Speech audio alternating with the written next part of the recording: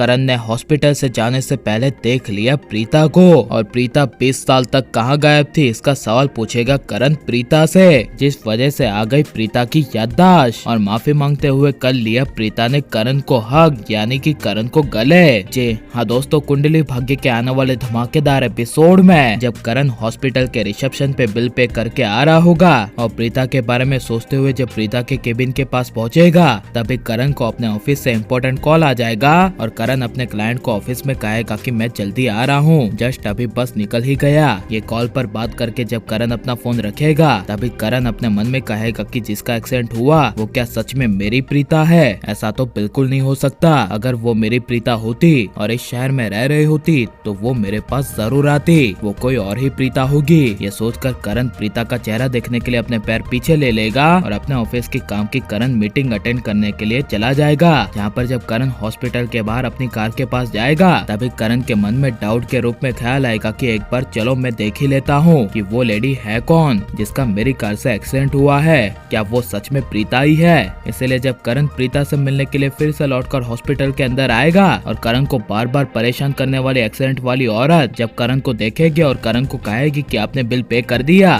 तभी करण उस औरत को कहेगा हाँ मैंने बिल पे कर दिया है। तभी वो औरत कहेगी बिल की स्लिप दो, वो तुम्हें रिसेप्शन पे मिल जाएगी, जाके रिसेप्शन से पूछ लो। यह सुनकर तभी वो औरत रिसेप्शन पे चली जाएगी और करण प्रीता से मिलने के लिए प्रीता के केबिन में आ जाएगा, जहाँ पर प्रीता बेड पर बैठी होगी। और प्रीता जैसे ही अपना चेहरा पलटेगी, तभी करण की नजर प्रीता पर पड़ेगी और करण अपने सामने सचमुच में प्रीता को देख हिल जाएगा और शॉक के मारे प्रीता का नाम लेगा और कहेगा प्रीता। जिसे सुनकर अपनी पट्टी को ठीक करते हुए प्रीता कहेगी जी बोलिए। तभी करण कहेगा क्या तुम सच में प्रीता ही हो? तभी प्रीता कहेगी हाँ मैं प्रीता ही हूँ, लेकिन आपको मेरा नाम कैसे पता? तभी करण कुछ बोल नहीं पाएगा और करण जब प्रीता को देखते हुए प्रीता के नजदीक जाएगा और प्रीता को कहेगा कि प्रीता तुम कहाँ चली गई थी? तुम्हें कभी इन 20 सालों में हमारी याद नहीं आई? अपने बेटे को छोड़कर, अपने परिवार को छोड़कर तुमने 20 साल ऐसे कैसे निकाल लिए? यह सुनकर प्रीता को काफी बड़ा झटका लगेगा और प्रीता करण को कहेगी एक मिनट, आप ये सब क्या बातें कर रहे हैं? मैं किसे छोड़कर गई थी? मैं तो आपको जानती तक नहीं हूँ। यह सुनकर करण अपना नाम बताते हुए कहेगा मैं धी करण लूथरा हूँ, तुम्हारा करण। ये नाम सुनकर प्रीता को करण के बारे में थोड़ा थोड़ा याद आने लगेगा और जब प्रीता करण को कहेगी कि मुझे कुछ समझ में नहीं आ रहा, मैं आपको जानती तक नहीं हूँ और मैं किसी भी करण को नहीं जानती। यह सुनकर करण को काफी बड़ा शौक लगेगा